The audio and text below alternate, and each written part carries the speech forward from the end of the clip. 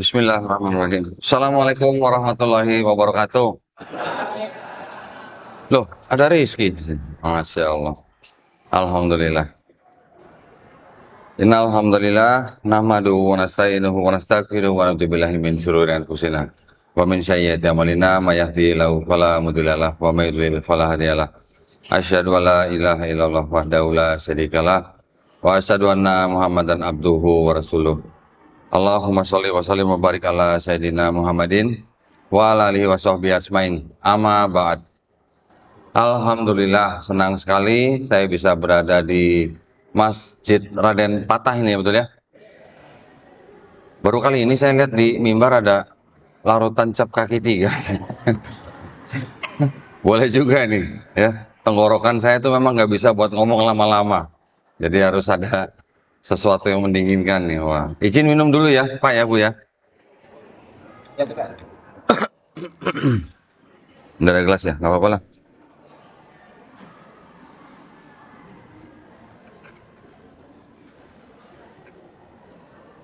Alhamdulillah.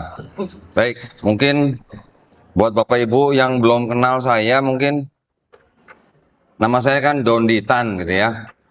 Tan itu marga saya Pak, Bu ya. Karena saya orang Tionghoa, marga saya Tan. Marga itu kalau bahasa Hokkiannya, bahasa daerah, apa namanya? Bahasa Mandarin itu kan nasional. Kalau bahasa daerahnya tuh ada macam-macam ya. Kalau saya dari suku Hokkian. Kalau marga itu bahasa Hokkiannya itu se. Jadi saya Dondi Setan gitu. Bukan setan Bu, setan. Alhamdulillah saya seorang mantan kafir. Ya, karena saya dulu kan dikafirkan sama orang tua saya ya. Setelah saya kembali ke Islam tahun 2014, alhamdulillah karena saya sempat mempelajari ulang kitab saya waktu itu. Nah, sekarang saya bisa bagi-bagi nih apa yang saya ketahui dari kitab kekristenan ya. Alhamdulillah nih di depan saya juga ada mantan kafir juga nih.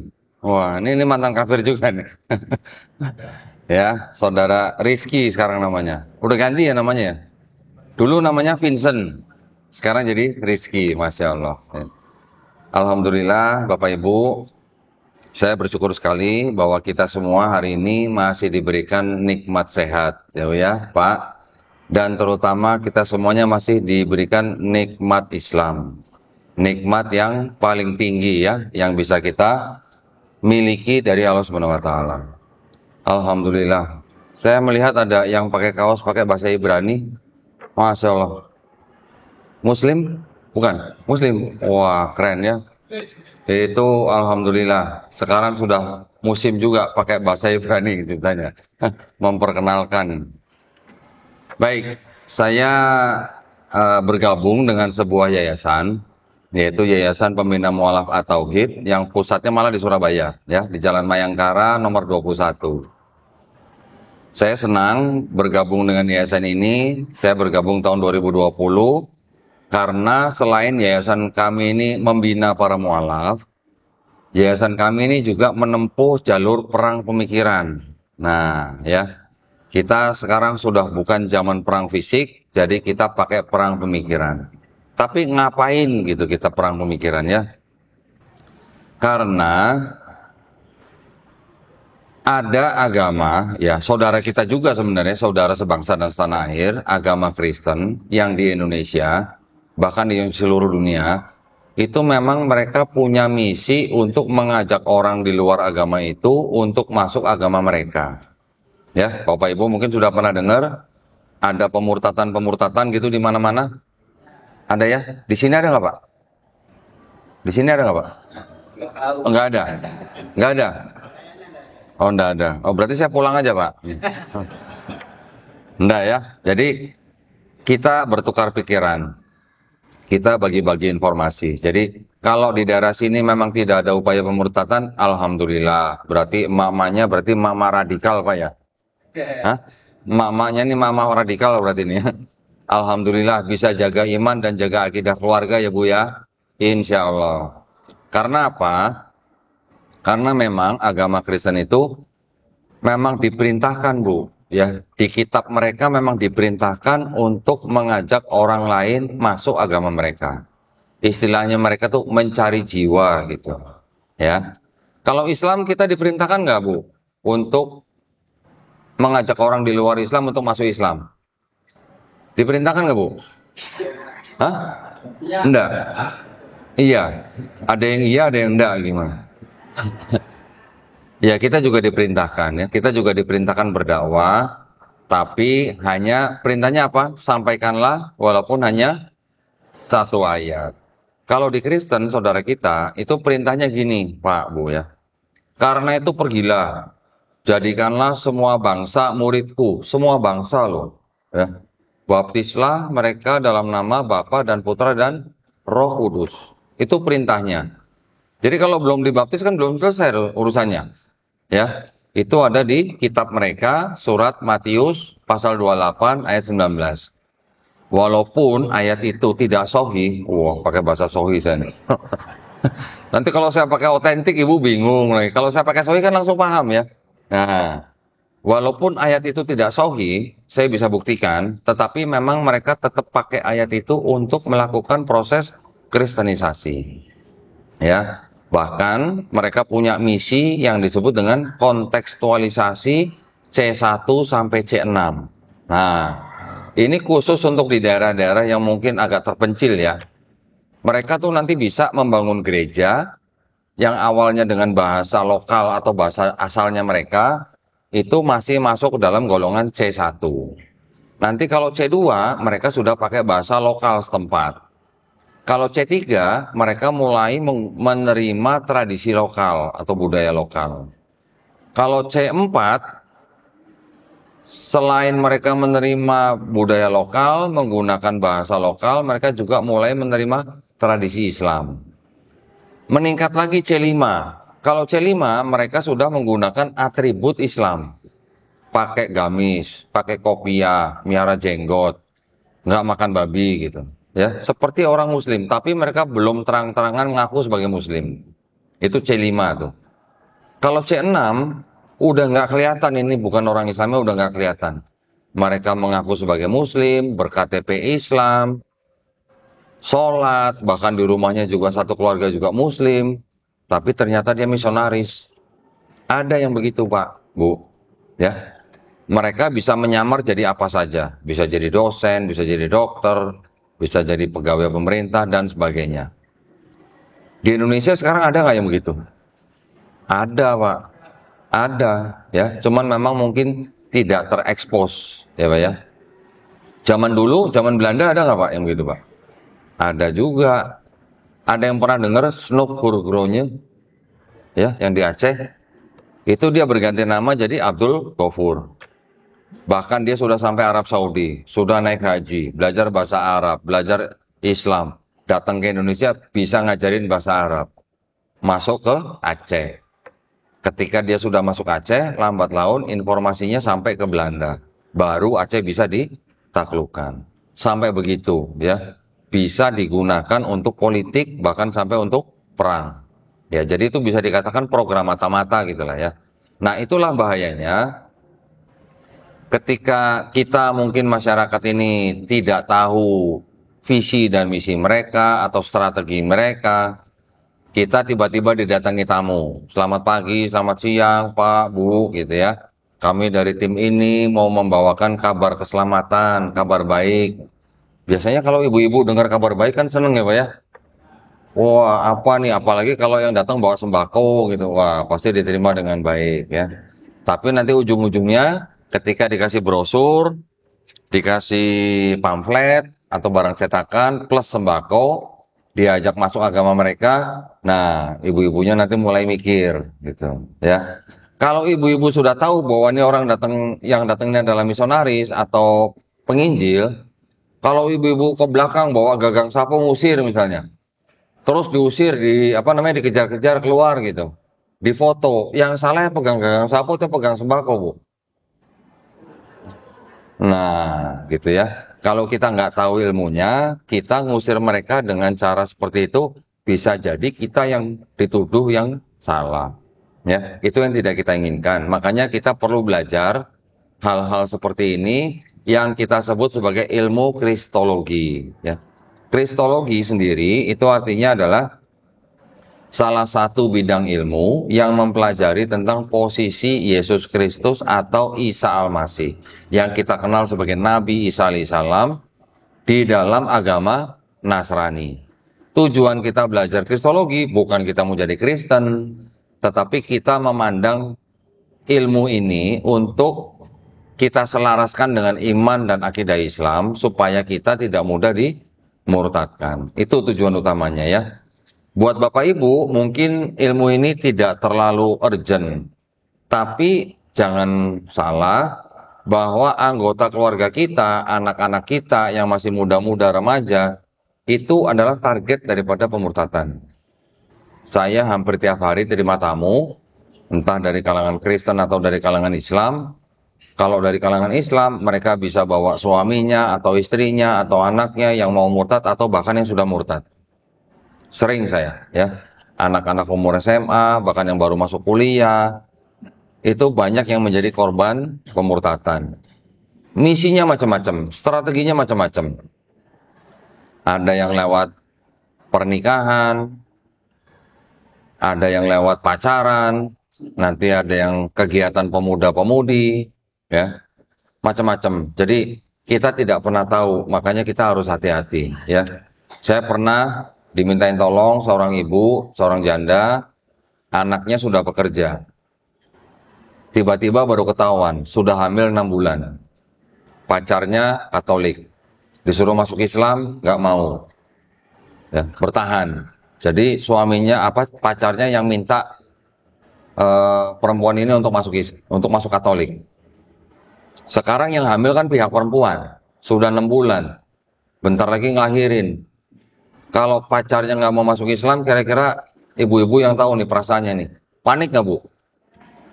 Panik pasti ya. Nanti anak ini lahir nggak ada bapaknya, nggak ada suami buat si perempuannya, pasti panik. Bakal mikir panjang nggak kalau disuruh masuk agama Katolik, Bu? Kalau begitu. Biasanya pendek pikirannya ya jadinya. Karena memikirkan bayinya dan masa depannya, akhirnya masuk Katolik. Kalau begitu gimana sikap kita? Sikap orang tua, kita sebagai orang tua gimana? Pasti berat gitu ya. Makanya bagaimana kita menjaga anak-anak kita. Ada lagi nanti orang tua bawa anaknya laki-laki ke saya. Sekolahnya di mana? Di Al-Azhar. Kurang keren gimana sekolahnya Al-Azhar, Pak?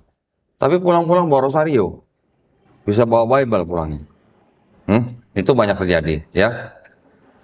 Makanya ibu-ibu kalau mau menyekolahkan anak, ya sekolahkan di sekolahan Islam. Begitu juga kalau misalnya ada anggota keluarga kita yang sakit. Jangan bawa ke rumah sakit Kristen atau Katolik. Jangan terdengar mereka disiplin, kualitas lebih bagus, terus kita mengandalkan pengobatan di sana. Belum tentu lebih bagus, Bu. Mungkin memang perawatannya bagus, mungkin alatnya bagus. Tapi banyak terjadi kasus pemurtatan di rumah sakit. Ketika ada pasien bukan Kristen, anggota keluarganya, khususnya ketika sakaratul maut ya, anggota keluarganya nggak boleh nungguin. Nanti yang nungguin atau yang mengurus tim dari mereka. Nanti bisa simsalabim tiba-tiba pasien jadi Kristen atau Katolik. Itu sering terjadi juga. Di Jakarta juga sering terjadi begitu. Makanya kalau ada anggota keluarga kita yang sakit, ya bawanya ke rumah sakit Islam. Nah, hal-hal seperti itu mungkin kelihatannya biasa di masyarakat ya. Tapi, naudzubillah mujalik, jangan sampai terjadi di keluarga Bapak Ibu nih. Nanti ada anggota keluarga yang mau murtad atau tiba-tiba sudah murtad. Kita secara hukum sudah tidak bisa apa-apa kalau anggota keluarga kita murtad. Ya, karena negara menjamin hak setiap warga negara. Undang-Undang Dasar 1945 pasal 29 ayat 2, setiap warga negara diberi hak secara penuh untuk memilih dan menjalankan agama dan kepercayaannya masing-masing. Jadi kalau anak Bapak Ibu sudah punya posisi hukum ya, atau sudah punya KTP, milih agama tertentu yang bukan Islam, Bapak Ibu secara hukum udah nggak bisa mencegah lagi, nggak bisa menuntut pun nggak bisa. Ya. Karena itulah Kita harus benar-benar bisa menjaga akidah dan iman anggota keluarga kita. Ya, tadi saya katakan bahwa memang orang Kristen diperintahkan untuk mengajak orang untuk masuk agama mereka. Kalau mereka mengajak orang yang belum beragama, boleh, itu nggak apa-apa. Kita dai-dai Islam juga melakukan hal yang sama. Ya, saya juga berkolaborasi dengan Dewan Dakwah. Mereka mengirimkan dai-dai mereka ke daerah-daerah terpencil, mengajak orang-orang yang belum beragama untuk masuk Islam. Beberapa orang yang masih dikatakan primitif gitu, masih pakai celana hanya dari daun, masih ada incest di kelompok mereka, tidak mengenal peradaban, makanan seadanya, hasil berburu. Mereka pindah tempat hanya kalau ada anggota keluarga yang meninggal, hanya mati ditutupin daun, gak ada dikubur. Beberapa anak dari suku-suku tersebut kami bawa ke Jakarta. Ya, di Jakarta kita ngajarin mulai dari nol, mulai dari ngajarin bahasa Indonesia. Malam pertama biasanya anak-anak seperti itu nggak bisa tidur di kasur gitu. Malam pertama biasanya akan cari apa? Kolong mobil, kalau enggak naik atas pohon, tidur di atas pohon gitu. Anak-anak seperti itu. Alhamdulillah, sekarang beberapa anak yang kami asuh di sana sudah ada yang hafal 5 juz Quran, sudah ada yang hafal 2 juz, alhamdulillah. Kita boleh mendakwai orang yang belum beragama untuk masuk Islam. Tapi kalau orang yang sudah beragama, tidak boleh. Ya, kenapa? Karena ada aturan pemerintah. Namanya Keputusan Bersama nomor 1 tahun 79. Ya, di dalam bab 3 pasal 4 disebutkan bahwa dilarang mensiarkan agama kepada orang atau kelompok yang sudah beragama. Tapi kan itu sanksinya tuh nggak begitu tegas gitu. Sanksinya tuh apa? Hanya akan ditindak sesuai dengan ketentuan yang berlaku. Ketentuan yang mana juga nggak begitu jelas gitu ya. Jadi makanya di lapangan masih banyak terjadi. Kita masih bisa melihat video-video orang Kristen teriak-teriak di lapangan parkir, berkhotbah. Bahkan kemarin ini Rizky ngirim informasi ke saya di pusat perbelanjaan ada salesnya nanti pegang papan tulisannya apa? Mau didoakan. Gitu.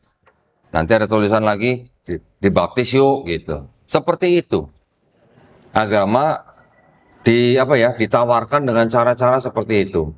Ya. Anak muda itu memang menjadi incaran yang paling empuk buat mereka.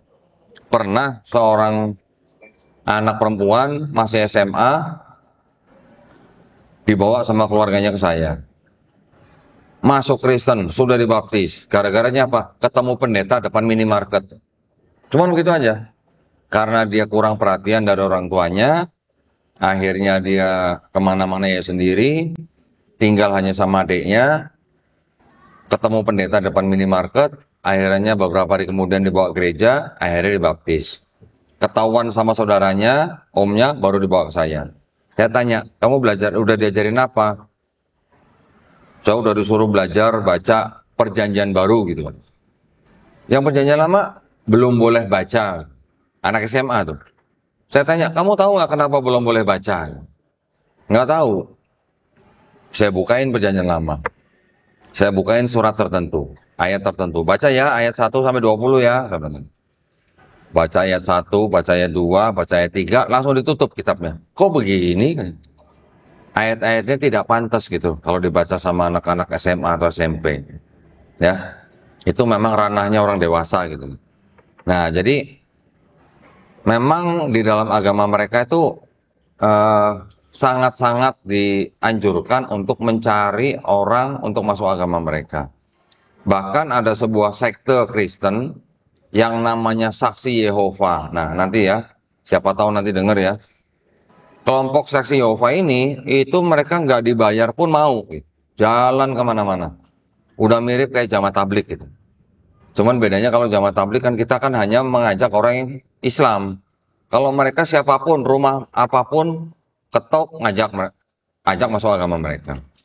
Itu sebenarnya nggak boleh, ya. Nah, saya di sini tugasnya adalah sharing kepada Bapak Ibu apa yang dipercaya oleh orang Kristen, apa yang dimiliki oleh orang Kristen dengan kitabnya, gitu ya.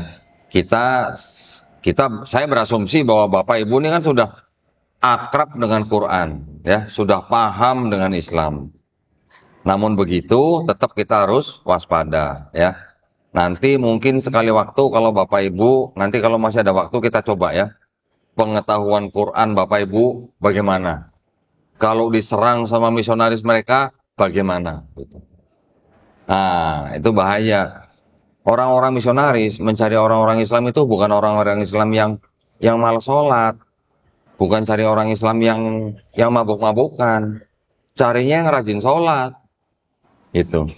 Carinya yang rajin gitu, yang benar-benar ibadahnya gitu. Kenapa? Karena mereka memang berharap mencari mendapatkan orang yang seperti itu untuk agama mereka, gitu. Ya, baik. Nah, sekarang saya akan tunjukkan kitab mereka nih. Mohon maaf sebelumnya kalau saya buka kitab orang lain di masjid nih ya. Nggak apa-apa ya nggak apa-apa ya untuk belajar ya.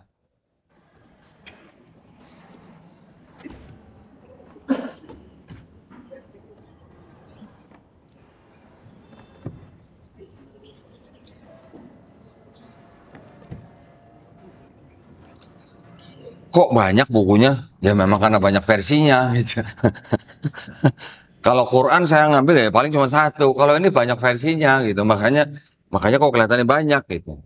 Nah ya, kitabnya orang Kristen itu seperti ini.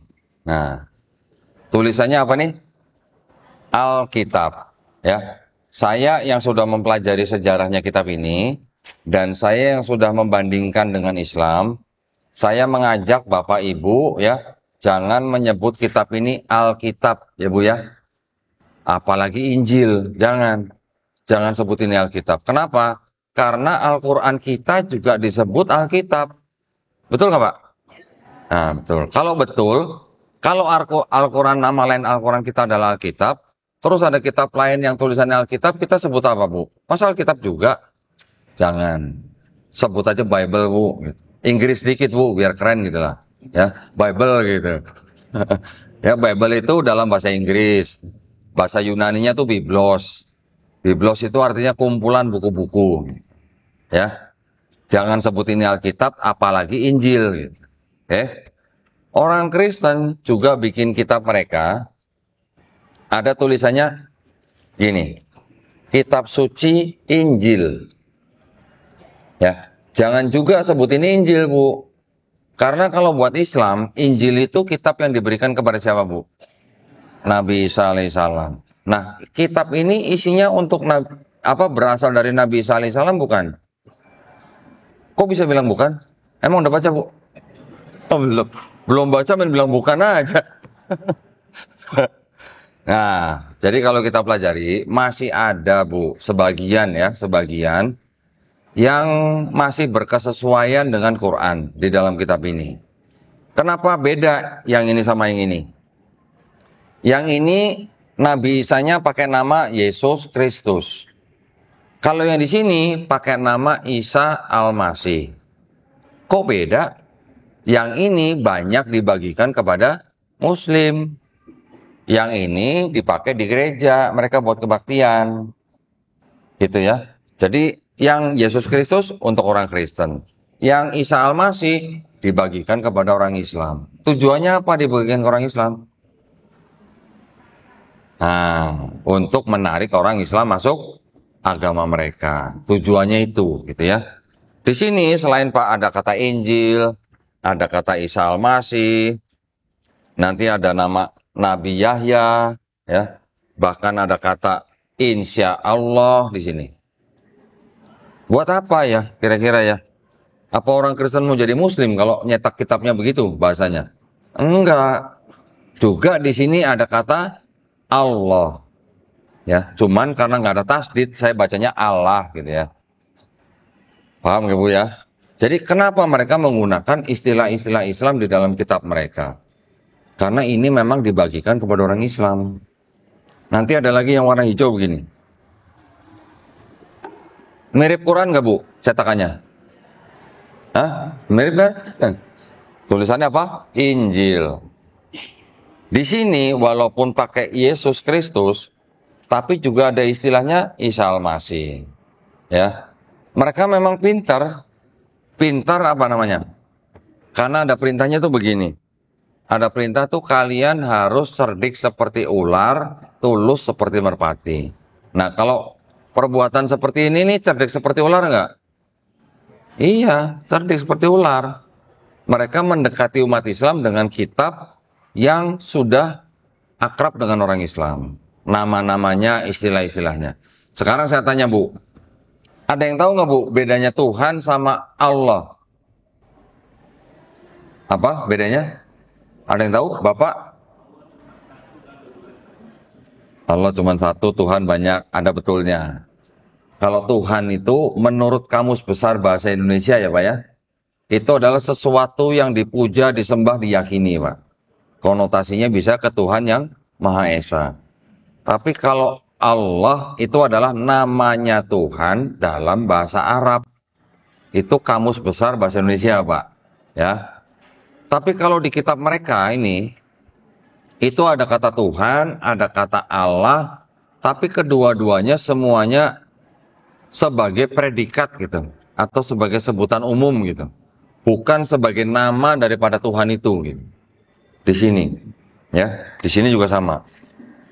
Makanya di sini bisa ada ayat bunyinya begini, jangan ada Allah-Allah lain di hadapanku. Jadi Allah dianggap sebagai sebutan umum, bukan sebagai nama. Kalau saya nanya bapak-bapak kan gampang. Pak, nama Tuhannya bapak siapa? Jawabnya gampang, Allah gitu. Tapi kalau Kristen, mereka menggunakan kata Allah itu tujuan utamanya awalnya adalah untuk apa? Untuk mendekati orang Islam juga. Ketika awal-awal abad ke-20, kitab mereka, kitab Kristen dari Belanda diterjemahkan ke bahasa Indonesia, itu belum ada kata Allah. Ketika diterjemahkan ke bahasa Indonesia dalam bahasa Melayu rendah, barulah masuk kata Allah. Tujuannya kurang lebih seperti ini. Ada pepatah di kalangan mereka mengatakan bahwa kalau kita mau menebang sebuah pohon yang sangat besar, kita harus menggunakan kampak yang gagang kampaknya dari pohon itu. Gitu. Kira-kira gitu Pak. Supaya apa? Supaya pohon itu bisa tumbang. Gitu. Yaitu apa? Kata Allah atau Allah yang punya orang Islam dimasukkan ke dalam kitab mereka. Ya, sampai sekarang masih ada jadinya. Tidak tepat gitu menggunakan kata Allah di dalam bahasa Indonesia sebagai predikat gitu. Ya. Karena dalam bahasa Indonesia kata Allah itu sendiri sudah punya definisi gitu. Menurut Kamus Besar Bahasa Indonesia, yaitu nama Tuhan dalam bahasa Arab. Jadi memang ini adalah misi ya, strategi mereka untuk mendekati kita umat Islam supaya kita tertarik dengan agama mereka dan masuk agama mereka. Oke. Nah, sekarang saya ingin memberitahukan kepada Bapak Ibu bahwa kitabnya mereka ini ya, yang ini kita bisa bagi sebenarnya menjadi 3 kelompok. Kelompok yang pertama itu adalah sebenarnya yang disebut dengan Perjanjian Lama. Perjanjian Lama ini, ya, yang ini indeksnya warna hitam ini sebenarnya bukan punya Kristen. Sebenarnya ini punyanya orang Yahudi. Gitu. Kitabnya apa? Nih kitabnya nih. Kitabnya namanya Tanakh. Kitab Tanakh, kenapa saya nunjukinya dari belakang ke depan gitu? Karena memang ini ditulis dalam bahasa Ibrani, ya seperti itu tuh, yang ditulisnya dari kanan ke kiri, seperti tulisan Arab. Nah, ini bahasa Ibraninya. Oke, kitabnya orang Yahudi ini ditulis kira-kira tahun 450 sebelum Masehi. Berarti sebelum ada Nabi Isa alaihissalam, kitab ini sudah ada. Ya. Terus kok bisa kitabnya orang Yahudi jadi sebagian kitabnya orang Kristen? Kitab ini beredar kira-kira di daerah Mediterranean yang mana orang-orang di situ tuh memang sedang berada pada era zaman Helenisme. Ada yang tahu Bu Helenisme? Helenisme belum tahu Bu? Kalau Hermes tahu Bu Hermes? Cepet banget kalau Hermes tahunya ya. Merek tas gitu ya. Kalau Hercules tahu, Bu? Nah, Hercules tahu. Kalau dewa Zeus tahu? Tahu. Nah, dewa Zeus itu dulu adalah memang kepercayaannya orang Yunani, ya. Dewa Zeus itu adalah dewa yang paling tinggi. Di bawahnya nanti ada dewa-dewa yang lebih rendah, dan dewa-dewa ini bisa punya anak dari manusia, gitu. Ya, dewa-dewa juga, dewa-dewi juga bisa saling punya anak. Dewa juga bisa punya anak dari manusia. Jadi kalau ada dewa Zeus, dewa paling tinggi, bisa punya anak dari seorang perempuan manusia, anaknya nanti disebut setengah dewa, setengah manusia. Di Kristen juga begitu. Yesus disebut sepenuhnya manusia, sepenuhnya Tuhan. Tuhan sama dewa bedanya apa, Bu? Apa, Pak, bedanya Tuhan sama dewa, Pak? Bahasa Inggrisnya Tuhan apa, Pak? God. Bahasa Inggrisnya dewa apa? God juga, ya kan? Cuman kalau Tuhan biasanya mereka menggunakan G besar untuk Tuhan yang Maha Esa. Kalau dewa ada nggak Pak yang pakai God apa G besar?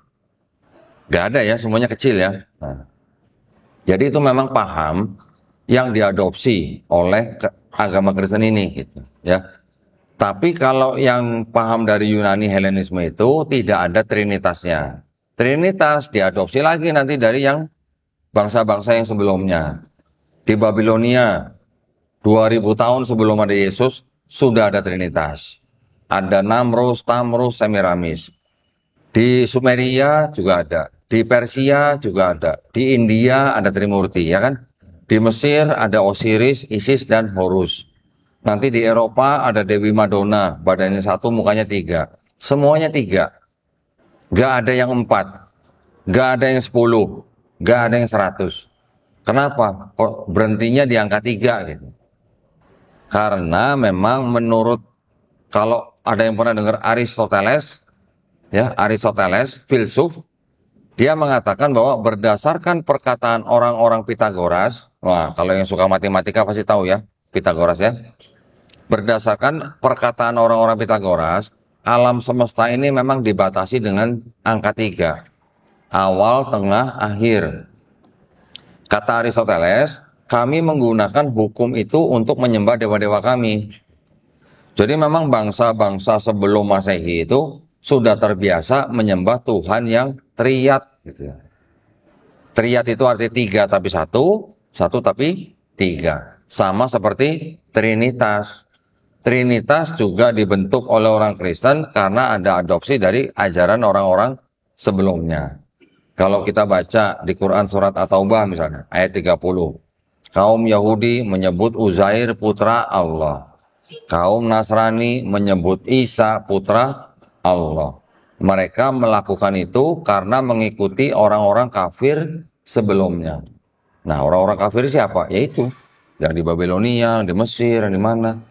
Yang jauh sebelum Yesus sudah ada begitu. Gitu ya. Jadi Kristen itu adalah perpaduan adopsi, perpaduan antara Helenisme dan juga konsep ketuhanan triad gitu. Jadilah Kristen.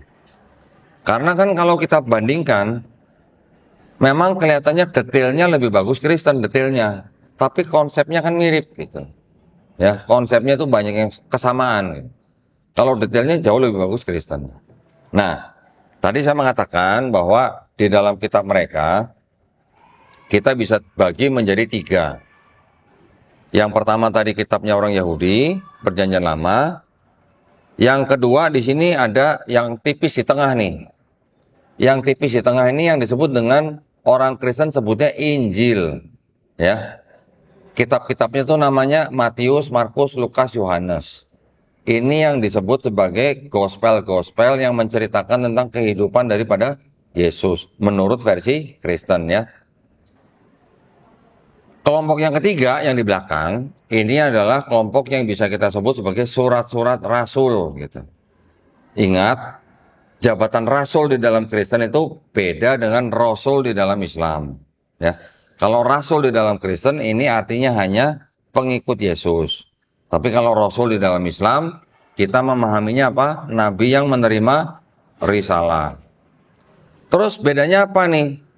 Ada perjanjian lama, ada 4 gospel, sama ada surat-surat rasul atau rasul. Yang bisa kita bedakan itu begini. Di dalam perjanjian lama ini masih bisa diketemukan tauhid. Ini ajaran konsep ketuhanannya masih tauhid gitu ya, atau monoteis gitu. Contohnya apa? Contohnya misalnya ayat di dalam Ulangan 6 ayat 4. Shema Israel, Adonai Eloheinu, Adonai Ehad. Ya, dengarlah hai bangsa Israel, Tuhan Allah kita, Tuhan itu Esa. Sama nggak Bu dengan Qul huwallahu ahad? Mirip, gitu ya. Nanti lanjut lagi. Konsep ketuhanannya apa? Bilangan 23 ayat 19. Tuhan itu bukan manusia, Tuhan itu bukan anak manusia. Sama nggak Bu dengan lam yalid walam yulad? Sama ya Bu ya? Kemudian nanti ada ayat lagi di dalam Keluaran 9 ayat 14. Tidak ada yang seperti aku di seluruh bumi. Sama nggak Bu dengan walam yakullahu kufuwan ahad? Sama nggak Bu? Mirip lah ya. Tidak ada sesuatu apapun yang mirip atau serupa dengan Tuhan. Nanti ada lagi di 1 Raja-Raja 8:27. Langit yang meliputi segala langit tidak dapat memuat Tuhan. Berarti orang Yahudi juga percaya bahwa langit itu nggak cuma satu gitu. Ya kan? Kita Islam juga paham bahwa langit ada 7. Ya kan? Mereka juga bilang, langit yang menguasai langit tidak dapat memuat Tuhan. Nanti ada lagi, Maliaki 3 ayat 6. Tuhan itu tidak berubah. Ya, jadi ada Tuhan bukan manusia, Tuhan bukan anak manusia, Tuhan itu Esa, langit tidak bisa memuat Tuhan, tidak ada yang serupa dengan Tuhan di seluruh bumi, Tuhan tidak berubah. Ini konsep ketuhanannya orang Yahudi yang kitabnya dipakai oleh orang Kristen. Ketika masuk ke dalam agama Kristen, yang 4 gospel ini yang menceritakan tentang Yesus, terlepas daripada cerita Yesus dibunuh dan disalib ya, terlepas dari itu, ini ajarannya juga sama dengan yang di Perjanjian Lama. Yesus ditanya oleh orang-orang ahli Taurat, apa hukum yang terutama? Yesus menjawab di Markus 12 ayat 29. Sama jawabannya dengan yang di Ulangan 6 ayat 4. Shema Israel, Adonai Eloheinu, Adonai Ehad. Tapi ketika masuk ke dalam surat-surat Paulus, di sini Paulus mengajarkan bahwa karena manusia sudah berdosa, sehingga Tuhan itu perlu turun jadi manusia. Perlu mengambil bentuk manusia. Untuk apa? Untuk menebus dosa manusia. Itu ajaran Paulus. Ya. Atau mungkin dari kira-kira total 27 surat di dalam Perjanjian Baru, lebih dari separuhnya itu tulisan Paulus. Ya, 13 surat itu adalah tulisan Paulus. Walaupun dari 13 dianggap yang ditulis oleh Paulus hanya 7, tapi yang sisanya itu adalah tulisan daripada orang-orang yang mengikuti pemikiran Paulus. Gitu ya. Makanya ketika dibandingkan antara Perjanjian Lama dengan 4 gospel dengan surat-surat rasul, ini ada perbedaan konsep ketuhanan. Kalau yang di Perjanjian Lama konsep ketuhanannya mirip dengan Islam, yang di 4 gospel juga konsep ketuhanannya juga mirip dengan Islam, terlepas dari siapa yang disalib. Tapi kalau tulisan-tulisan rasul ini jauh berbeda, gitu ya. Jadi karena yang ini tadinya kitab Yahudi, maka orang Yahudi menolak kitabnya orang Kristen, gitu.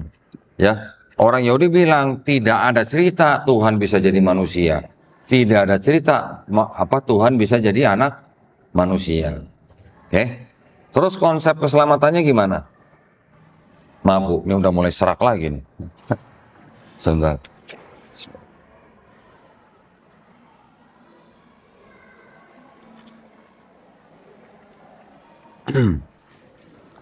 Nah, konsep keselamatannya. Di kitabnya orang Yahudi, konsep keselamatannya itu begini. Tidak ada orang yang bisa menebus dosa orang lain. Di Islam gimana Pak? Sama? Di Islam ada Pak konsep Tuhan apa manusia menebus dosa orang lain? Tidak ada ya. Di Yahudi juga nggak ada. Ada ayat yang mengatakan di Ulangan 24 ayat 16, seorang anak tidak dapat menanggung kesalahan ayahnya.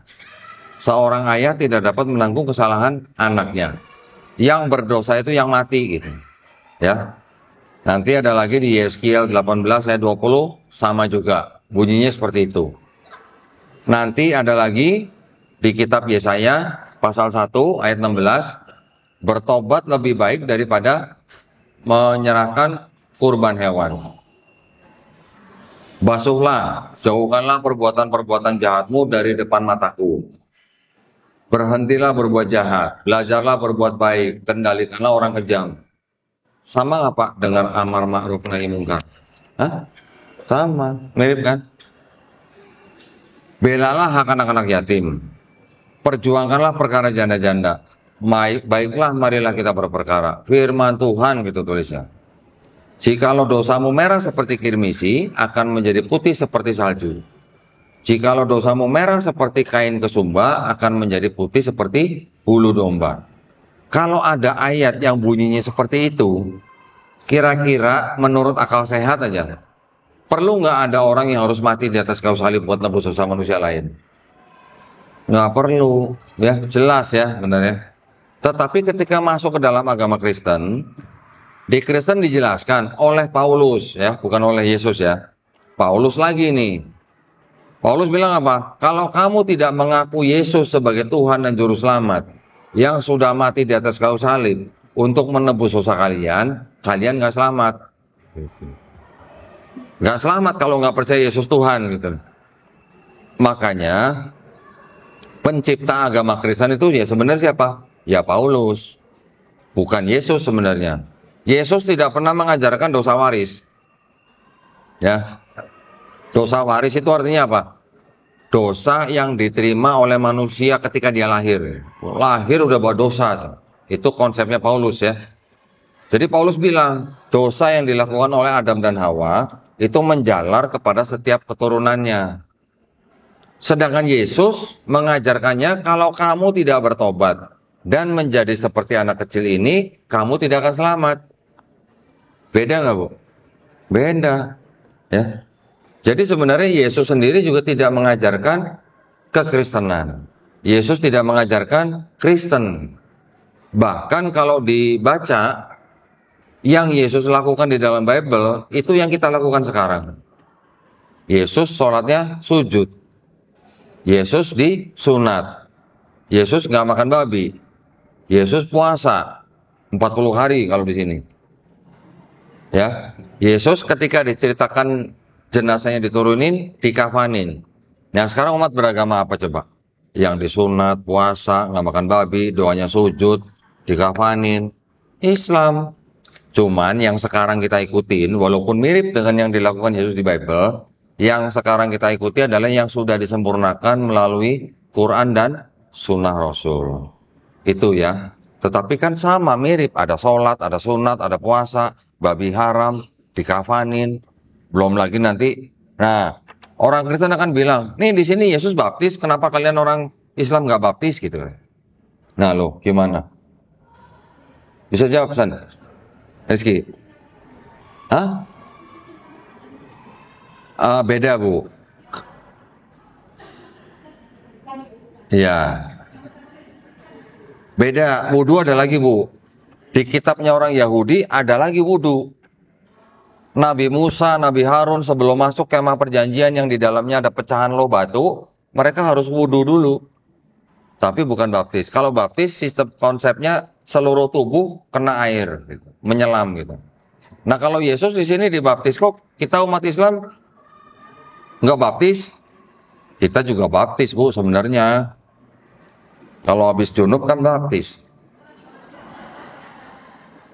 Bener nggak?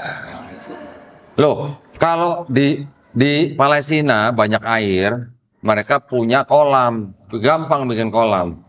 Nah kalau di Arab Saudi kan air susah Bu. Jadi digantikan oleh Allah Subhanahu Wa Taala dengan mandi besar, gitu ya. Konsepnya sama buat orang Yahudi. Baptis itu hanya untuk penyucian, gitu. Kita di Islam mengenal mandi besar juga untuk penyucian juga. Tapi baptis yang di Yahudi artinya untuk pensucian, di Kristen maknanya berubah. Di Kristen maknanya menjadi pernyataan iman gitu. Ya, sebagai orang yang lahir baru gitu. Nah, ternyata juga kita baptis, Bu. Kalau mau sering-sering baptis ya sering-sering junub gitu ya. Nah, itu ya, itu konsep keselamatannya. Jadi konsep keselamatannya antara Yahudi dan Kristen pun berbeda. Oke, tetapi Yahudi dan Islam banyak kemiripannya. Konsep ketuhanannya mirip, konsep keselamatannya juga mirip. Ada satu lagi yang membedakan antara Yahudi, Kristen, dan Islam. Yaitu apa? Konsep Mesias.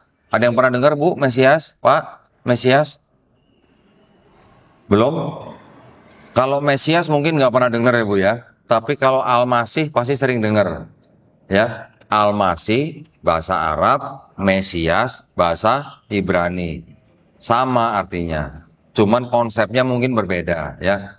Kalau di agama Yahudi, mereka menyebut Mesias itu artinya untuk imam, raja atau nabi yang diurapi atau dibaluri dengan minyak kepalanya. Ya, minyaknya minyak yang sangat mahal gitu. Itu ketika diurapi kepalanya dengan minyak, itu orang disebut dengan Mesias. Tetapi mereka juga punya konsep bahwa nanti suatu saat akan ada Mesias yang diutus, yang datang untuk menjadi rajanya bangsa Israel. Kapan? Nanti. Ya kapan? Ya nanti gitu. Udah datang belum? Belum gitu. Orang Kristen bilang udah datang. Siapa? Yesus. Jadi bedanya di situ.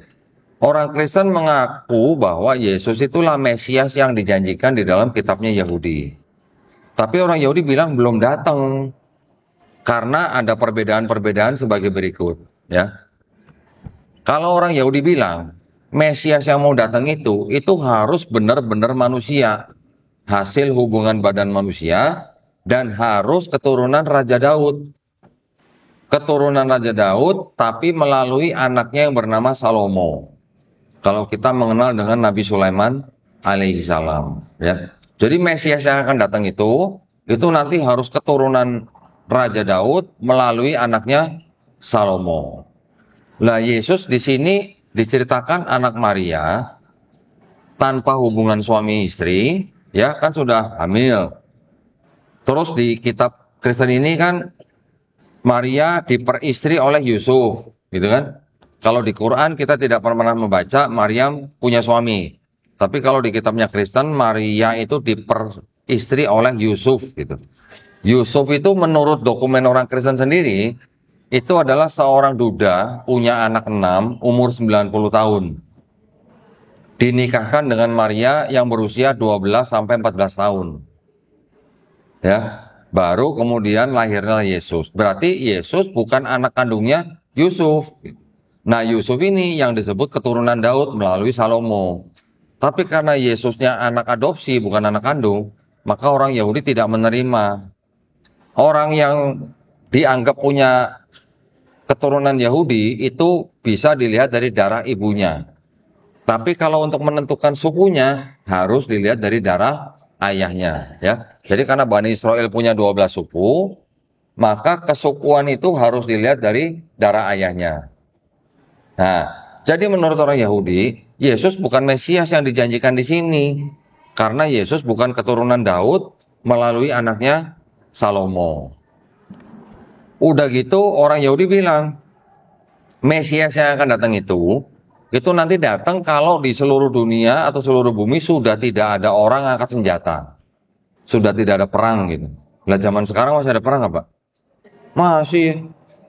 Masih ada perang. Lah berarti belum datang Mesiasnya gitu. Makanya Yahudi menolak Yesus sebagai Mesias. Karena zaman sekarang pun masih ada perang gitu. Satu lagi yang terakhir kata orang Yahudi, bahwa Mesias yang akan datang itu datangnya cuma cukup sekali gitu. Bukan sekali menyelesaikan misi, pergi lagi, nanti datang lagi, kayak PP pulang pergi gitu. Bukan begitu ya. Tapi kalau Kristen kan meyakininya bahwa Yesus sudah datang, sudah mati di atas kayu salib, sudah bangkit, sudah pergi diangkat ke sorga atau ke langit, nanti akan datang lagi sebagai hakim yang adil, gitu kan, Kristen. Islam kita juga mirip kan, sebagian besar Muslim percaya atau mengikuti pendapat bahwa Nabi Isa alaihissalam nanti akan datang lagi, ya, untuk membunuh Dajjal, mematahkan salib dan membunuh babi. Ada yang tambahan lagi, menghapus jizyah. Kalau membunuh Dajjal itu mungkin artinya harfiah. Tapi kalau mematahkan salib dan membunuh babi mungkin artinya kiasan atau majasi gitu ya. Kalau menghapuskan jizyah ini bisa literal atau harfiah. Artinya kalau mematahkan salib dan membunuh babi ini kan pasti urusannya dengan Kristen. Ya kan? Berarti ada urusannya membantah fitnah atau apa? Perlakuan Kristen bahwa Nabi Isa alaihissalam dianggap sebagai Tuhan, ya. Karena Kristen punya pemahaman seperti itu, bahwa Yesus sudah datang, sudah pergi, nanti datang lagi, maka ditolak oleh Yahudi. Yahudi tidak bisa menerima konsep itu gitu. Makanya konsep Yahudi, Kristen dan Islam untuk Mesias itu berbeda. Di Islam Nabi Isa disebut Al-Masih. Tetapi Al-Masih yang disandang oleh Nabi Isa itu bisa disebut artinya hanya mengusap gitu. Jadi Nabi Isa alaihissalam diberikan kekuatan atau mukjizat atas izin Allah Subhanahu wa taala bisa menyembuhkan orang sakit atau membangkitkan orang mati dengan cara mengusap, ya. Jadi memang ada persamaan dan perbedaan antara Yahudi, Kristen dan Islam. Oke, Yahudi kenapa tidak menerima Nabi Muhammad SAW? Karena tidak berasal dari bangsa mereka. Rabi-rabi Yahudi mengakui bahwa Nabi Muhammad SAW adalah seorang nabi, tapi bukan untuk bangsa mereka, tapi untuk bangsa orang lain. Ya, sedangkan Yahudi menolak Yesus atau Nabi Isa sebagai Al-Masih. Di Kristen mereka menganggap Yesus sebagai Al-Masih atau Kristus, tapi mereka meninggikan Yesus itu setinggi-tingginya sampai menjadi Tuhan. Kalau di Islam, kita hanya menganggap Nabi Isa alaihissalam sebagai nabi, ya, dan bukan sebagai Tuhan. Ini perbedaan utamanya. Moga-moga Bapak Ibu paham nih, ya. Jadi kalau nanti misalnya ketemu dengan orang yang bukan Islam, terutama dari kalangan Kristen, Bapak Ibu sudah tahu duluan gitu, ya. Sekarang kita lanjut lagi. Kalau tadi dari konsep ketuhanan, konsep keselamatan, konsep Mesias. Sekarang dari kitabnya. Kitabnya, kita di Quran sering membaca ada sebutan kitab Taurat, kitab Zabur, kitab Injil. Betul kan? Artinya kitab itu apa kira-kira Pak? Bu? Dalam konteks bahasa Arab dan konteks Quran. Gitu. Artinya kitab itu apa kira-kira? Hah? Buku. Seperti ini Pak ya? Kalau buku seperti ini, berarti kalau di Quran surat Maryam, ayat ke-30, ketika Nabi Isa alaihissalam masih bayi di gendongan ibunya, sedang membela ibunya yang dituduh berzina oleh kaum Yahudi, Nabi Isa alaihissalam di ayat ke-30 mengatakan bahwa aku adalah seorang nabi dan aku diberikan kitab. Masih bayi nih Pak, terima kitab. Apakah buku yang jatuh dari langit Pak? Firman. Ada lagi? Nah, makanya berarti kata kitab itu artinya apakah harus selalu buku? Enggak. Selain buku apa lagi Pak? Hah? Apa? Panduan. Apa lagi Pak? Petunjuk. Apa lagi Pak? Aturan. Bisa nggak Pak? Hukum. Bisa nggak Pak? Ya kan? Ketetapan. Bisa nggak? Jadi kalau ada kata-kata kitab Taurat, kitab Zabur, kitab Injil yang diberikan kepada Bani Israel, kan nggak harus selalu buku begini Pak, gitu. Nggak harus berbentuk gulungan juga, gitu. Jadi artinya ketika yang disebut dengan kitab yang diberikan kepada Bani Israel, itu sebenarnya artinya adalah wahyu-wahyu yang diturunkan Allah Subhanahu wa taala kepada nabi dan rasulnya, untuk Bani Israel pada zaman itu. Pernah nggak Pak dengar kitab Taurat, kitab Injil dijanjikan untuk dijaga Pak? Di Quran, pernah disebutkan nggak Pak? Kalau Quran ada kan ayatnya kan, kami yang menurunkan dan kami pula yang menjaganya. Kalau Taurat, Zabur, Injil pernah nggak Pak dijanjikan untuk dijaga? Pernah baca nggak? Di hadis ada nggak Bu? Ada nggak Pak? Nggak ada. Ya, jadi yang disebut dengan kitab Taurat, Zabur, Injil tidak pernah dijanjikan untuk dijaga. Gitu. Karena itu, ketika kita melihat kitabnya orang Kristen dan kitabnya orang Yahudi, kan kita harus nanya nih, apakah yang dimaksud dengan kitab Taurat, Zabur, Injil yang disebut dalam Quran, apakah Bible-nya orang Yahudi dan Bible-nya Kristen? Kan ini pertanyaannya. Ya kan? Kalau kita mempelajari dengan utuh dari belakang, dari sejarah dan sebagainya, kita berani mengatakan bahwa ini bukan Taurat Zabur, ini bukan Injil yang dimaksud dalam Quran. Gitu. Karena apa? Sekarang gini, kalau kita Quran kan paham ya, berapa tahun Quran jadi mushaf setelah Nabi wafat Pak? Nggak sampai 2 tahun. Ya kan? Pada zaman sahabat Abu Bakar radhiyallahu anhu menjadi khalifah, mushaf Quran yang pertama kali sudah jadi gitu. Kenapa? Karena banyak hafiz Quran yang tewas di peperangan. Tapi kalau ini kitab Yahudi 1000 tahun setelah Nabi Musa baru ada. 500 tahun setelah Nabi Daud baru ada. Yang ini yang punya Kristen sendiri yang disebut dengan surat-surat Paulus itu kan sebenarnya nggak masuk hitungan ya. Tapi kalau yang disebut dengan Injil atau Gospel, paling cepat 30 sampai 35 tahun setelah Yesus nggak ada. Bandingkan. Jadi, menurut ahli-ahli perjanjian lama dan perjanjian baru sendiri, mereka juga berani mengatakan, yang menulis kitab yang ini, yang Kristen ini, yang khususnya 4 Gospel, itu bukan orang-orang saksi mata langsung. Bukan orang-orang yang mengenal saksi mata langsung. Ibaratnya orang-orang yang tidak pernah ngopi bareng Yesus gitu. Ya. Yang ini juga begitu. Yang nulis ini bukan Nabi Musa, yang nulis ini bukan Nabi Daud, yang nulis juga bukan pengikut-pengikut yang pernah perang sama Musa gitu, belum. Bukan seperti itu. Jadi orang udah jauh gitu. Yang menulis ini dipercaya adalah orang-orang Israel ketika mereka dibuang ke Babilonia, Bu. Nah, orang Israel itu pernah dikuasai bangsa Assyria, dikuasai bangsa Babilonia, dikuasai bangsa Persia, dikuasai bangsa Yunani, dikuasai bangsa Romawi. Gitu. Ketika dikuasai Babilonia, mereka dibuang ke kota Babel namanya. Nah, ketika di kota Babel itulah orang-orang Israel di sana punya apa ya istilahnya, yang cocok, mazhab gitulah. Nah, kalau saya pakai mazhab, bapak-bapak gampang ngertinya kan.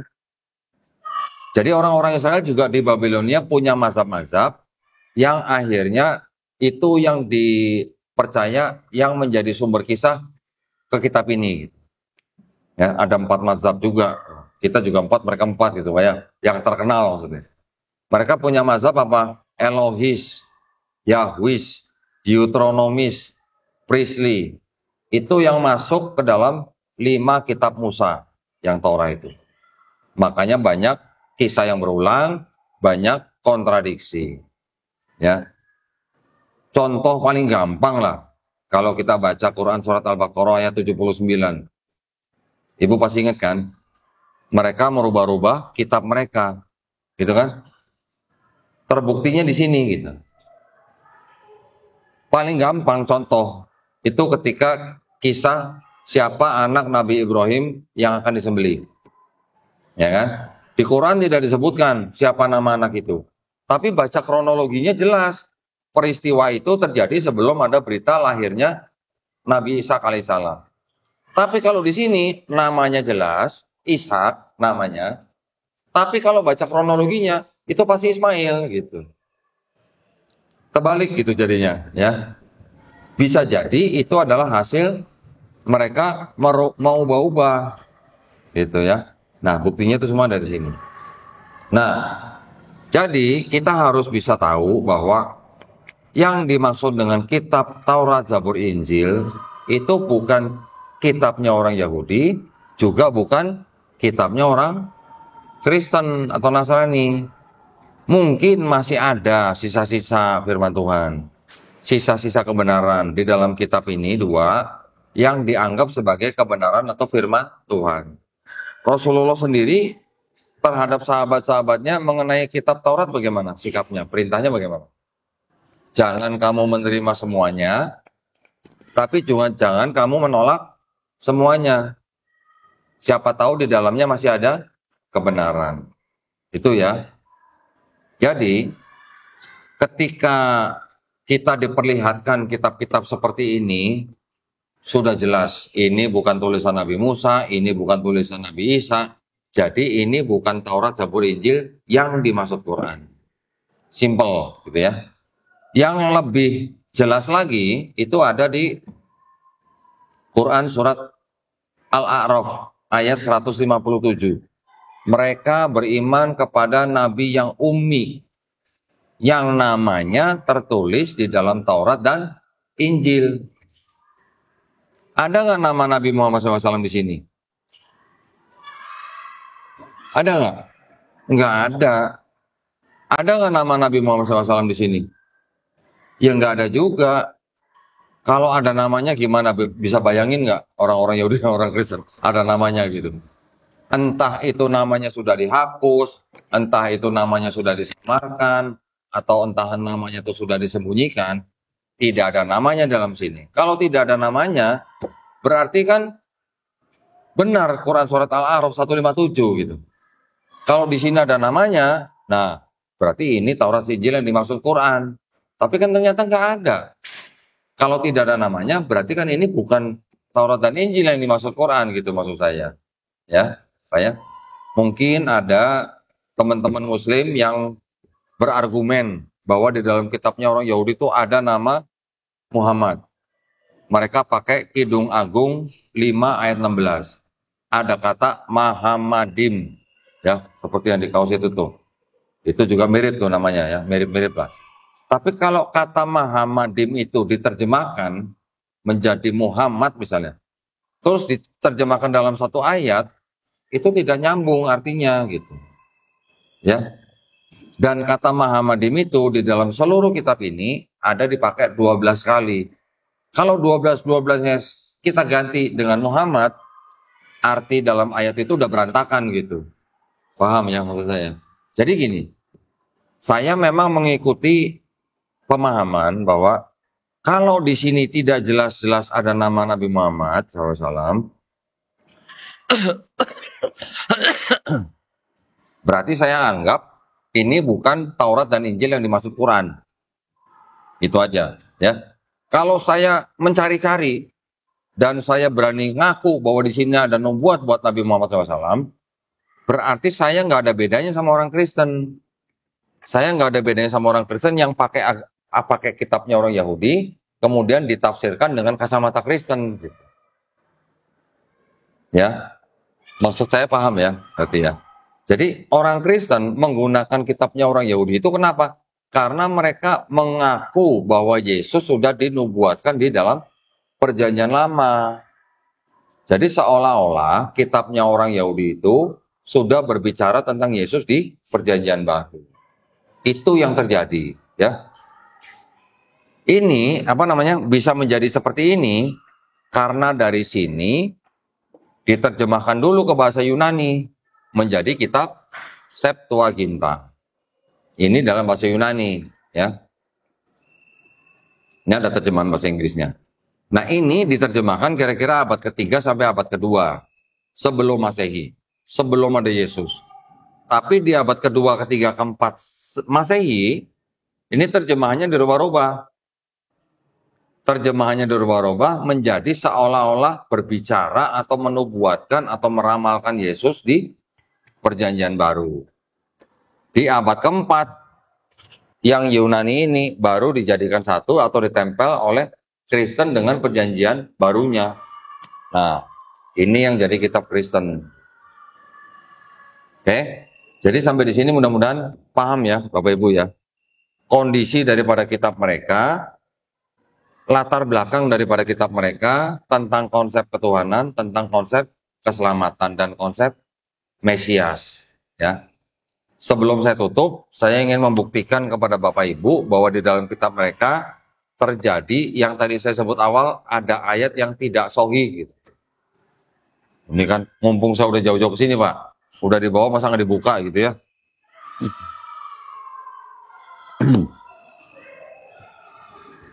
Ini ada sebuah kitab. Ini sebenarnya hampir sama dengan kitabnya ini. Ayat-ayatnya yang sama, apa yang ada di sini ada di sini gitu. Cuman kok beda tebel gitu. Kalau yang ini cuman ayat aja isinya. Kalau yang ini ada ayat, ada tafsir gitu. Ya. Ada catatan kakinya gitu. Kitab yang ini, yang tebel ini tidak untuk diperdagangkan. Ini kitab suci Katolik dengan pengantar dan catatan lengkap. Tahun 2009 dipersembahkan kepada umat Katolik Indonesia oleh Direktorat Jenderal Bimbingan Masyarakat Katolik, Departemen Agama Republik Indonesia. Percetakan Arnoldus ND. Ya. Nah, ini di dalam kitab ini, dari seluruh ayat yang ada dalam kitab ini, cuman ada satu ayat yang dianggap sebagai ajaran Trinitas. Ya, tadi Trinitas sudah disebut belum, Bu? Saya lupa ingat tadi. Ada yang pernah dengar ya Trinitas? Tahu Trinitas, Pak? Paham Trinitas, Bu? Hah? Enggak. Trinitas itu bicaranya Bapa itu Tuhan, Yesus itu Tuhan, Roh Kudus itu Tuhan. Tapi bukan tiga Tuhan, tapi satu Tuhan. Paham nggak, Bu? Hah? Paham? Saya aja bingung. Gimana ceritanya Bapak Tuhan, Yesus Tuhan, Roh Kudus Tuhan, tapi bukan tiga Tuhan, tapi satu Tuhan. Wah, kalau paham bahaya itu, Bu. Ya, itu nanti lanjut begini. Bapak itu maha kuasa. Yesus itu maha kuasa. Roh Kudus maha kuasa. Tapi bukan tiga maha kuasa, tapi satu maha kuasa. Paham, Bu? Kalau nggak paham, aman kita. Ya. Kalau kita bingung, berarti kita aman. Berarti nalar kita masih sehat. Kalau orang Kristen bilangnya apa? Yang nggak paham, itu mungkin dia belum dijamah Roh Kudus gitu. Tapi kalau ditanya Roh Kudus itu siapa, namanya siapa, nggak tahu gitu, nggak ada namanya. Gitu.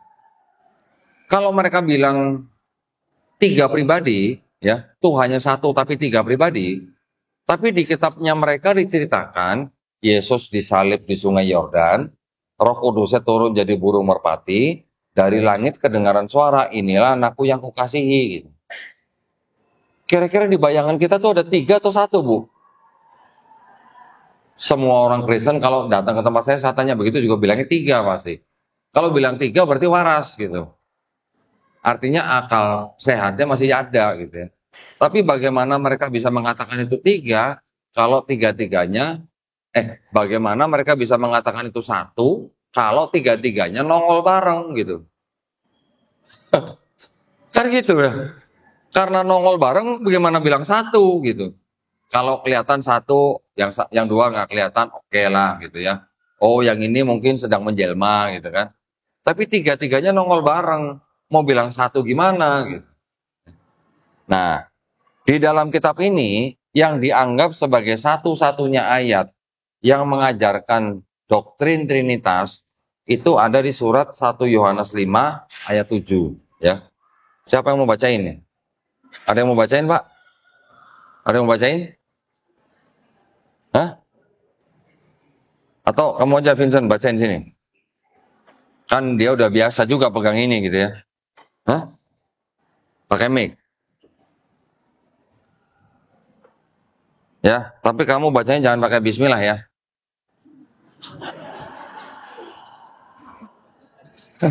Ya, 1 Yohanes 5 ayat 7. Nih dari sini.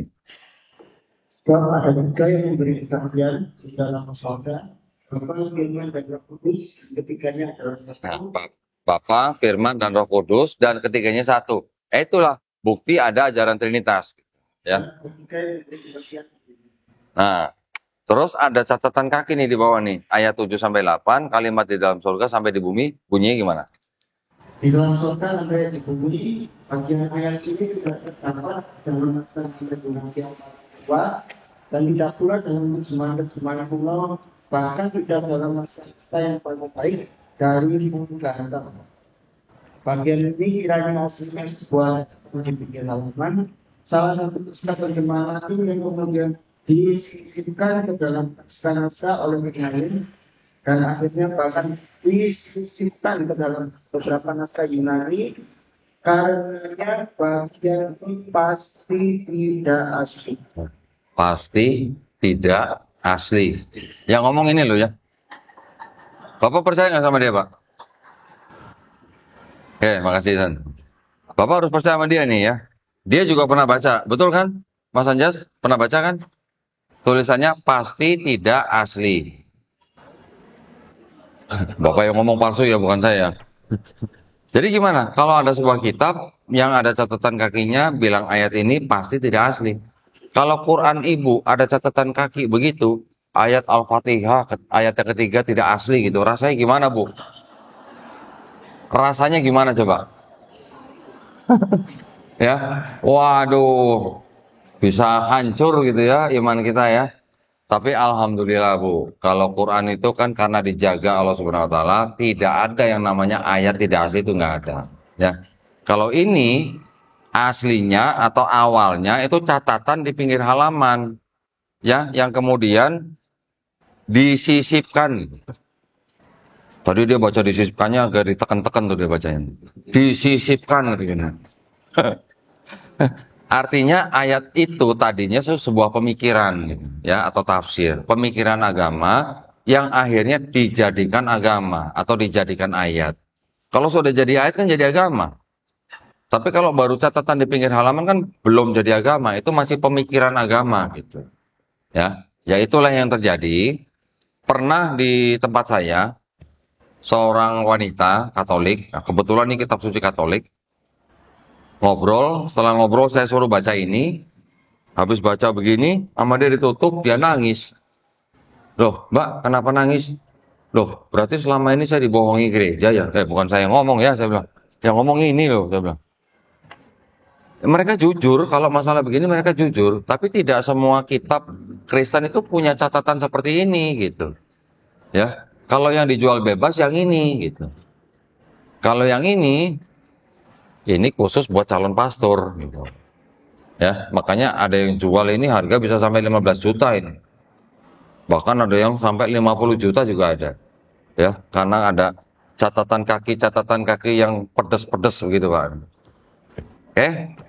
Ya, ini yang penting asal kita udah tahu ya. Kita sudah tahu, bukan berarti kita harus mengolok-olok mereka, bukan berarti kita harus membenci mereka, bukan. Masih banyak orang Kristen yang baik, cuman mereka nggak tahu agamanya aja mereka gitu. Ya. Jadi saya berdoa mudah-mudahan kita semuanya dilindungi dan dirahmati Allah Subhanahu wa taala dan dijaga daripada upaya pendangkalan akidah dan pemurtatan ya. Mudah-mudahan Bapak Ibu dan keluarga juga dihindarkan dari upaya-upaya pemurtatan. Ya, insya Allah kita juga dijadikan golongan manusia yang mengikuti apa yang sudah diturunkan Allah Subhanahu wa taala melalui Rasulnya, ya. Dan insya Allah kita juga dijadikan golongan manusia yang menyaksikan keesaan Allah Subhanahu wa taala, ya. Dan juga tak lupa kita berdoa supaya kita semuanya dihindarkan dari api dan azab neraka. Amin ya rabbal alamin, ya.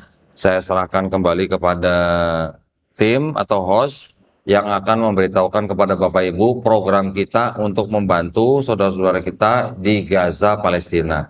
Ya, barakallahu fikum. Akhir kata, wabillahi taufiq wal hidayah. Wassalamualaikum warahmatullahi wabarakatuh. Boleh, santai jawab boleh. Baik, oke, sebelum kita masuk ke program, kita kasih kesempatan 3 pertanyaan saja. Ada yang ingin? Satu perempuan, berapa? Pasti satu-satu saja itu ya. Tempel di mic aja.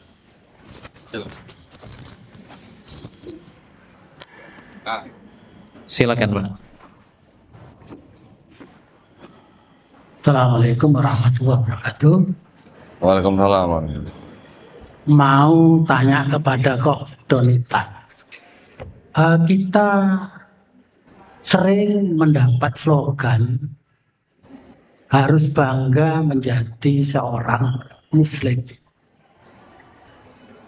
Sehingga kita harus berpenampilan sebagai muslim. Sehingga di dalam salah satu perintahnya dalam agama Islam itu tebarkan salam. Saya bagaimana menebarkan salam kepada Koh Donita kalau saya nggak kenal, penampilannya seperti ini. Gitu. Belas gak muslim, belas penampilannya itu. Saya itu tolong saya diberikan apa jawaban lah, sehingga nanti saya tidak bingung membedakan antara muslim dan non muslim. Terima kasih. Kalau penampilan saya begini kan Bapak sudah tahu saya dari YouTube, Pak. Bapak udah tahu, udah kenal. Nggak pernah lihat? Oh. Ya, dari bahasa saya Bapak nggak kenal, nggak mengetahui kalau saya muslim. Oh, kalau ketemu di jalan. Oke. Ya, kalau ketemu di jalan nggak kenal, terus Bapak mau salamin satu-satu gitu, Pak? Anda. Ya, maksudnya tebarkan salam itu kepada sesama muslim yang kita sudah kenal, Pak. Nggak kenal. Kalau nggak kenal berarti di lampu merah Bapak berhenti, semua orang Bapak salamin. Iya, selamat ya. Saya ucapkan salam. Kalau tidak, Iya, di lampu merah juga Bapak ucapin salam. Walaupun di dalam mobil Bapak ketok-ketok buka. Oh, kirain gitu. Ya enggak, maksudnya gitu, tebarkan salam ya kepada orang yang kita yakin bahwa dia muslim dan kita kenal dia, ya tebarkan salam nggak apa-apa. Tapi kalau Bapak belum kenal saya karena saya berpenampilan begini, Bapak mau kasih salam juga nggak apa-apa, enggak juga nggak apa-apa. Ya. Saya kenapa pakai topi begini? Karena saya nggak nyaman, Pak, kalau dipanggil ustadz mulu gitu, Pak. Saya nggak mau disebut ustadz gitu. Saya nggak merasa saya tuh ustadz gitu, Pak. Saya hanya tahu ilmu ini karena saya dulu lama di sana. Tapi ini buat saya bukan ilmu yang pantas dipanggil ustadz gitu loh, Pak. Ya. Kalau misalnya Bapak mengatakan begitu, saya juga pernah punya pemikiran ya, Pak ya. Pemikiran pribadi nih, Pak. Yang saya harus ikuti dari Rasulullah itu adalah akhlaknya. Betul kan, Pak?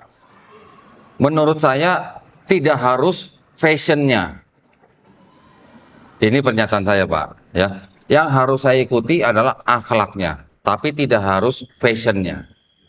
Fashion itu artinya penampilan, Pak. Ya. Islam diturunkan untuk menyempurnakan apa, Pak? Akhlak. Fashion ada.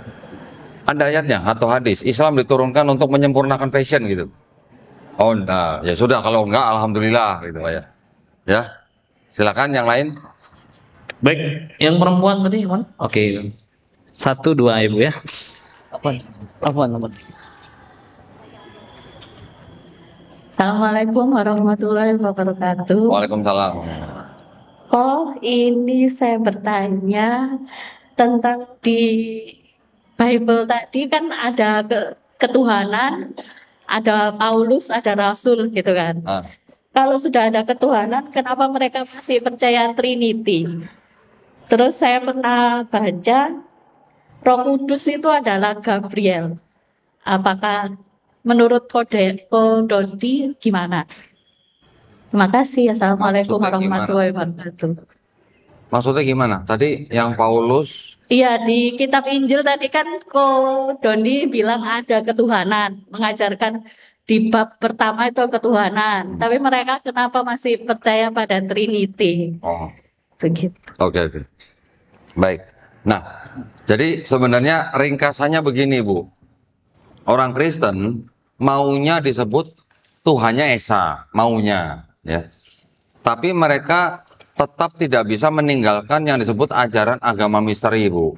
Agama misteri itu apa? Agama yang menyembah Tuhan yang 3 tapi 1, 1 tapi 3 gitu. Karena untuk disebut agama yang monoteis, makanya mereka menggunakan kitabnya orang Yahudi. Kitabnya orang Yahudi itu adalah kitab yang murni monoteis gitu. Ya. Jadi kalau kitabnya satu dengan kitabnya orang Yahudi, mereka maunya disebut agama yang monoteis. Tapi karena konsep ketuhanannya mereka terpengaruh oleh Yunani, maka itu tidak bisa dikatakan murni monoteis. Ada seorang santo namanya Santo Gregory Nyssa yang hidup di abad keempat. Dia mengatakan bahwa Kristen itu perpaduan antara monoteismenya Yahudi dengan politeismenya Yunani, Bu. Jadi kalau monoteis digabungkan dengan politeis jadi apa, Bu? Monopoli ya Bu ya? Jadi monopoliteisme gitu lah ya. Ya intinya begitulah. Jadi sebenarnya Kristen itu adalah peleburan antara monoteismenya Yahudi dengan politeismenya Yunani. Tapi walaupun begitu, orang Yahudi tidak bisa mengakui mereka monoteis, Bu. Kenapa? Buat orang Yahudi, mereka menganggap Kristen itu sebagai avodah zarah. Avodah zarah itu artinya penyembah asing gitu, Bu. Penyembah yang tidak pernah diajarkan dalam agama Yahudi. Atau boleh dikatakan penyembah berhala. Berhalanya siapa? Yesus. Jadi pemuka agamanya Yahudi mengatakan kepada pengikutnya, yang saya tahu dari Rabi Maimonides ya, itu sangat dihormati ya. Dia bilang begini, kalau orang Yahudi pergi ke suatu tempat, dia tidak menemukan sinagog atau tempat ibadahnya orang Yahudi, mereka boleh masuk masjid untuk tefilin, untuk sholat gitu, sholat cara mereka. Karena apa? Karena mereka menganggap masjid adalah tempat untuk menyembah Tuhan yang Maha Esa. Tapi mereka dilarang masuk dalam gereja. Kenapa? Karena dianggap gereja tempat menyembah berhala. Nah, Paulus itu kan yang memang punya ajaran berbeda dengan Yesus gitu, Bu. Yesus tidak pernah mengajarkan dosa waris. Paulus tiba-tiba mengajarkan sesuatu yang baru gitu, ya, dosa waris. Jadi makanya kan tadi saya bilang, yang menciptakan Kristen itu sebenarnya bukan Yesus tapi Paulus. Jadi orang Kristen itu sebenarnya tidak mengikuti Yesus tapi mengikuti Paulus, ya. Mereka hanya menyembah Yesus gitu. Paulus punya Paulus tuh punya target audience.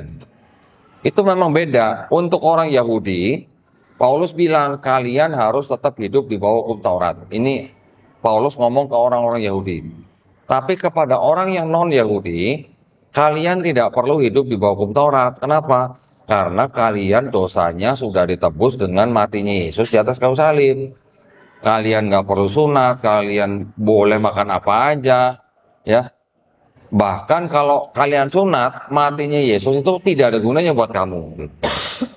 Jadi ini kalau ibu tadi nanyanya begitu, saya mengandai-andai nih Bu ya, mengandai-andai. Orang Romawi nggak mau sunat, ya. Orang Romawi makanannya babi. Terus ada agama yang harus sunat, harus nggak boleh makan babi gitu. Kira-kira gimana, Bu? Apakah mereka mau terima gitu? Ya, itu kita bisa pikirkan sendiri lah ya. Mungkin bisa saja larinya ke situ gitu.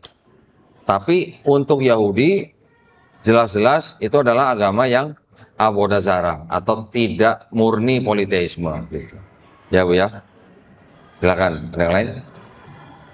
Baik, pertanyaan terakhir. Ya, Assalamualaikum warahmatullahi wabarakatuh. Waalaikumsalam. Ko Dodi, ini saya Dusrufia Balkis yang sering mengikuti TikTok dari Ko Dodi. Alhamdulillah. Saya mau tanya sama Ko Dodi, saya kan punya teman laki-laki di kota Yunani yang daerah kurs Yunani kursenya. Saya pernah sempat bertanya sama orangnya, katanya dia beragama Kristen Ortodok, ya Ortodok dari asal Yunaninya asli. Habis gitu dia bilang, saya tanya, apakah Kristen yang kamu anut itu mengajarkan bersunat apa tidak? Dia bertanya, Mengajarkan apa? saya bertanya sama orang Yunaninya yang Ortodok itu, katanya saya melaksanakan bersunat gitu. Lah, habis gitu saya bertanya lagi, apakah kamu percaya bahwa kamu menyembah Theos, apa percaya kamu Tuhanmu itu sebagai Theos gitu? Dia jawab iya gitu. Theos itu adalah God-nya orangnya gitu. Tolong jelaskan tuh konsep ketuhanannya orang Yunani yang beragama Kristen Ortodok ini. Terima kasih. Baik. Orang Kristen Ortodoks itu juga sama Mbak, juga menyembah Trinitas juga. Sama dengan Katolik sama.